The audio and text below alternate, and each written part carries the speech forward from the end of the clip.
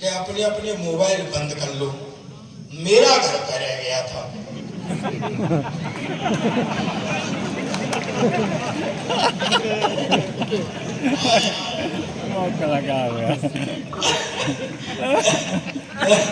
ये अपना देश विचित्र है। अंग्रेज साला हमारे यहाँ राज किया है, वो अभी भी हमको भोला वाला हिंदुस्तानी समझते हैं। वो ये नहीं समझते कि अब हम उनके बाप हो गए। ये वो बात बता रहे थे। मैं एक मतला और एक शेर पढ़ता हूँ, सुनना मेरी बात को। मैंने आज उसमें से बनाया बैठे बैठे। ये प्यार मोहब्बत की बातें करते हैं भदौरिया जी। प्यार मोहब्बत अपने दिल में भी है पर कलेश है। वो खबर नवीस मोहब्बत की अखबार से गाली देती। वो भैया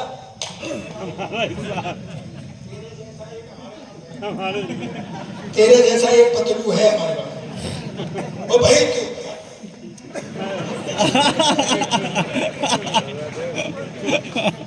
वो पिलो खराब कर दिया यार, वो मेरे काउंटर में रख के अपना माल बेच रहा है। ठीक है, वो खबर नवीस मोहब्बत की। देखो मेरा प्रयोग देख लेना, ये धरती जो है ना कविता की है। मेरा प्रयोग देख लेना, पीछे तक ताजी मुझे बताना। सुनो ना, वो खबर नवीस मोहब्बत की अखबार से गाली देती है, और जब उसके मन की कहता हूँ तो प्यार से गाली देती है। वो खबर, अब ताली उठाना, वो खबर, ओ भाई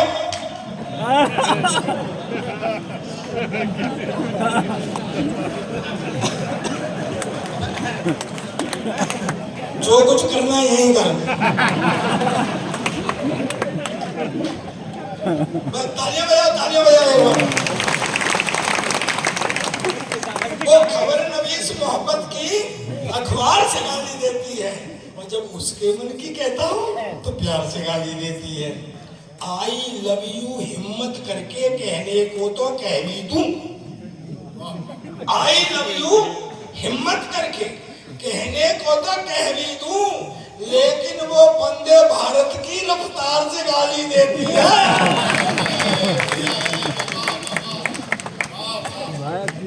तो अंग्रेज को एक हुआ था। अंग्रेज उस समय क्या है, उन्होंने सोचा ये लेगा। बोले सर ये बनाना केला। हमारे देश में इतना बड़ा केला, हमारे देश में इतना बड़ा केला। फल वाले ने मेरी तरफ देखा। मैंने कहा भाई विज्ञान का जमाना है, हो सकता है कोई वैरायटी आ गई हो। उसने फिर इशारा किया, व्हाट इज दिस, ये क्या है? बोले सर ये एप्पल सेब। व्हाट, तुम्हारे देश में इतना बड़ा सेब, हमारे देश में इतना बड़ा। मेरी भी देशभक्ति जागी। मैंने उठा के तरबूज कंधे पे, बोला ये क्या है? मैं कहा हमारे यहाँ का अंगूर है। अब पता साले तेरे यहाँ कितना बड़ा अंगूर। जमील भाई उतार लूं? नहीं सुनते लिफाफा यहीं फंसा है। कहेंगे 2 सेकंड पहले उतार दिया, पैसे काट लो। बॉस एक बात बताना चाहता हूँ, देश के बड़े व्यंग्यकार हैं हमारे देश भाई। ऐसे व्यंग लिखना आसान नहीं है। अभी आपने सुना और सड़ा। एक व्यंग पढ़ता हूँ, व्यवस्था पर व्यंग पढ़ता हूँ। मैंने बताया ना मैं राजनीति यहाँ से नहीं पढ़ता मंच से, क्योंकि प्योर शो आता है एक राजनीति का, मैं अपनी भड़ास वहीं निकाल लेता हूँ।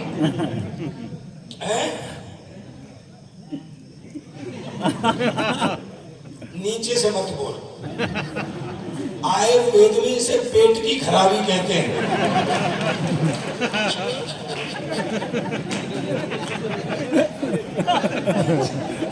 देख मेरा टाइम निकल गया, मेरी कोई जिम्मेदारी नहीं है। एक व्यंग पढ़ता हूँ दोस्तों, व्यवस्था पर व्यंग करता हूँ। अगर आप तक पहुंच जाए तो पीछे तक की तालियां मुझे मेरे पास आनी चाहिए। अंग्रेज एकदम से मेरे से बोला, सरदार जी आपका देश इसलिए गरीब कि आपको पता है हमारे यहाँ का एक मजदूर, भाई प्लीज, अरे भैया इधर देखिए, कहाँ जाना है? मुझसे खूबसूरत इनमें कोई नहीं है। तो ये मालूम है नया मकान बनता है तो मेरा ही चेहरा लटकाया जाता है ऊपर।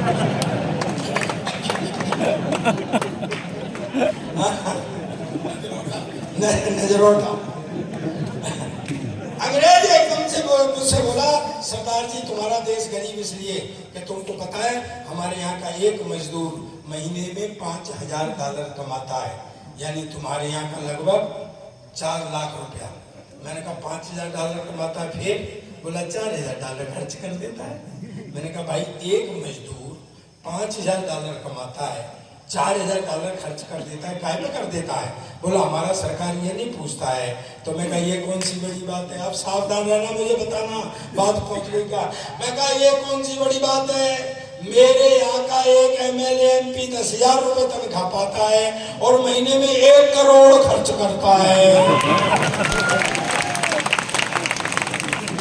तालियां कब रह गई, तालियां अब उठाना। अंग्रेज एकदम से उचट गया, बोले व्हाट, 10,000 रुपए तनख्वाह, 1 करोड़ खर्च करता, कहाँ से लाता? मैंने कहा हमारी भी सरकार नहीं पूछती है।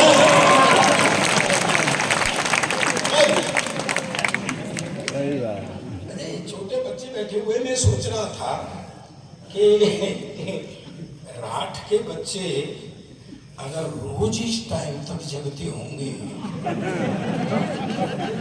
आप गलत समझ रहे भाई साहब। मेरा मतलब है सुबह स्कूल जाने में परेशान करते हो। बच्चा एक मेरे पास भी है, पिछले 5 साल से एक ही क्लास में पढ़ रहा है। कल परसों मैंने बुला के कही भी बेटा कुछ पढ़ा लिखा कर। कहता पापा जब सारे पढ़े लिखे जाएंगे तो कोई सरदार भी रहेगा। और मैं कहा आजकल सरदार सबसे ज्यादा पढ़े लिखे, देख ले इतना पढ़ा लिखा कोई प्रधानमंत्री नहीं आया जितना अपना सरदार था। कहता क्या खाक पढ़ा लिखा था, मैडम की बात मानता था। मैडम की बात तो ये सारे ही सरदार मानते हैं, घर में किसी की नहीं चलती है। मैंने कहा बेटा कुछ भाइयों में उठने बैठने काबिल कर, कुछ ऐसा करे जिससे मेरा सिर ऊंचा हो। पता है रात के 12 बजे 2 तकिए लेके मेरे सिर के नीचे देने लग गए। मैं कहा तो क्या कर रहा है? कहता तू तो कर रहा था कि मेरा सिर ऊंचा कर। मैं कहा बेटा ऐसे नहीं, पढ़ाई लिखाई में कुछ ऐसा करे जिससे मेरा सिर ऊंचा हो। सुबह तड़के आ गया, बोले पापा आज मेरे स्कूल में NCC वाले अफसर ने आना है लड़का सेलेक्ट करने के लिए, भाई कुछ जनरल नॉलेज के बारे में बता दे। मैंने कहा बेटा NCC वाले अफसर तो रिटायर्ड मिलिट्री अफसर होते हैं, देशभक्ति की बात ज़्यादा करते हैं। तेरे से ये भी पूछ सकते हैं कि भाई देश आज़ाद कब हुआ था, तो तू बता देना। सन 1942 में तैयारी सी होने लग गई थी और 47 में हो गया था। और ज़्यादा से ज़्यादा तेरे से ये पूछ सकते हैं कि भाई इसमें योगदान किसका किसका था, तो तू बता देना। वैसे सारी पब्लिक का ही योगदान था, नेहरू, गांधी, चंद्रशेखर, भगत सिंह जैसे लोगों का सबसे ज़्यादा था। पर भाई जी वो तो बेड़ा कर्क कर आया। दरअसल उस अफसर ने उससे सवाल ही कुछ और पूछ लिया। तो बेटे तेरा जन्म कब हुआ था? कहता जी सन 1942 में तो तैयारी से और 47 में हो गया था। कहता जी अब आप मुझसे ये पूछोगे कि इसमें योगदान किसका किसका? तो वैसे तो सारी पब्लिक का योगदान था। नेहरू एक कांग्रेसी नेताओं का सबसे ज्यादा था। तो मैं फिटे मुंह तेरे, तू जिनकी बात करता है, मुझे पता है भगत सिंह जी जब तेरी उम्र के थे क्लास के मॉनिटर बन गए थे। कहता पापा मेरी उम्र के क्लास के मॉनिटर बन गए थे, जब तेरी उम्र के थे ना तो फांसी पर चढ़ गए थे। हमेशा उल्टी पुल्टी बात करता है। मैं बच्चे को सुला देता हूँ, कितने टाइम तक मुझे पढ़ना है मुझे पता। टाइम मेरा वैसे हो गया टाइम तो अभी नहीं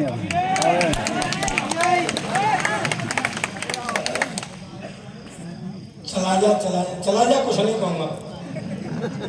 नहीं उस पर दबाव बहुत तगड़ा है। वो यहाँ बैठ गए तो दूसरे बैठने लायक नहीं रहेंगे।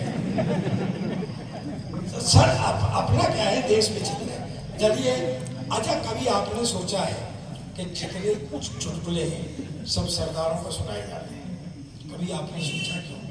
मैं बताता हूँ। इसके 2 कारण हैं। पहली बात तो यह है कि हमारी आइडेंटिटी। भाई कोई आके कहे कि एक आदमी था तो क्या फिगर बनेगी, लेकिन जैसे कहता है एक सरदार था एक फिगर बनती है। और दूसरी बात यह है दोस्तों, मुझे अब आपकी ताली चाहिए पीछे तक। दूसरी बात यह है कि जहाँ भोलापन और बहादुरी दोनों चीजें इकट्ठी हो जाती हैं, वहाँ मस्ती अपने आप उत्पन्न होती है। इसका एक उदाहरण बताता हूँ। माइथो से हास्य निकाल के दे रहा हूँ, माइथोलॉजी से आनंद लेना मस्ती। 4 आदमियों को फांसी हो गई, हिंदू, मुस्लिम, सिख, ईसाई, चारों खड़े हुए। जेलर खड़ा, मजिस्ट्रेट खड़ा, इधर वो खटका खींचने वाला हो, हाँ इधर बैठा है, जोर से चला। सबसे पहले उन्होंने ईसाई को खड़ा किया। देखो आई के ऊंचा करना, मस्ती लेना, बहुत बढ़िया बात। मैं तो हाथ निकाल के दे रहा हूँ आपको। सबसे पहले उन्होंने ईसाई को खड़ा किया। उन्होंने अपनी आखिरी इच्छा बताओ, अपने इष्ट को मनाओ। उसने वो बाइबल मंगाई और वो गॉड से मी एंड ऑल वो किया। जैसे ही फांसी के फंदे का खटका दबाया तो फंदा गले तक आया, रुक गया। बोले भाई इसकी तो सुन ली गॉड ने, बच गया, उतारो। फिर मुस्लिम भाई को खड़ा किया, उन्होंने भी कुरान शरीफ मंगाई, अल्लाह ताला को मंगाया। जैसे ही खटका दबाया फंदा फिर गले तक आया, रुक गया। बोले भाई इसकी भी सुन ली अल्लाह ताला ने, बच गया, उतारो। और गुरु हिंदू, देखो मस्ती के मूड में आ जाओ, हाथ से निकाल के दे रहा हूँ मैं तो आपसे। हिंदू को खड़ा किया तो वो खड़ा ही रहा। उनके अपनी आखिरी इच्छा बताओ, वो बोला पहले 1 साल की छुट्टी दिलाओ। तो भाई क्यों करना बता रहा, बोले भाई 1 साल की छुट्टी क्यों? बोले जी इष्ट मनाने यूं। कहते यार इन्होंने तो एक मिनट में मना लिए। बोले जी ये तो अल्पसंख्यक है भाई, उनका एक गॉड, उनका एक खुदा, मेरे तो पूरे 33 करोड़। 1 मिनट में किसको मनाऊं, और जिसको नहीं मनाऊं वही मरवा दे। बोले नहीं, देवों के देव महादेव हैं, तुम उनको मनाओ। उसने शंकर भगवान को ध्याया, जैसे ही खटका दबाया तो फंदा फिर गले तक आया, रुक गया। बोले भाई इसकी भी सुनिए, भगवान ने बच गया, उतारो। अब गुरु सरदार, देखो समझ में आ जाए तो हाथ खड़े करके पीछे तक ताली आनी चाहिए। सरदार, भोलापन और बहादुरी एक लाइन में। सरदार को खड़ा किया, बोले अपनी आखिरी इच्छा बताओ। सरदार बोला बेवकूफ मत बनाओ, साले पहले से खटके को ठीक कराओ।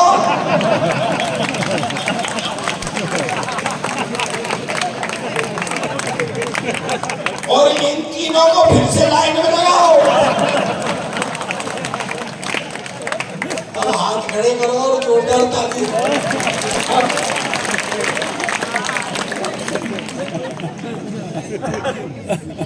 अच्छा मैं आपको एक सरदारों का इंटेलिजेंट जोक सुनाता हूँ।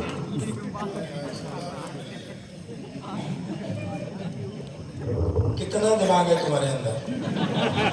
नहीं, कितना दिमाग है तुम्हारे अंदर? टोटल जितना दिमाग है ना उतना तो मेरा खराब रहता है।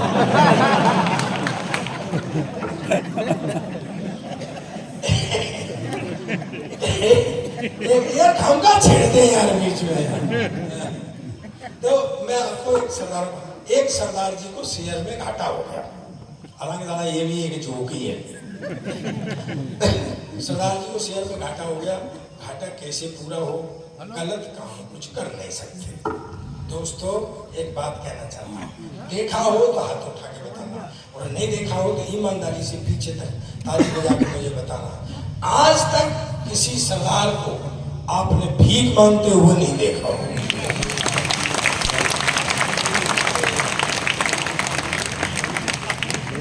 और पूरा सदन देर तक ताली इस बात पे उठाना कि मैं तो भगवान से प्रार्थना करता हूं कि इस मायने में पूरा देश सरदार हो जाए।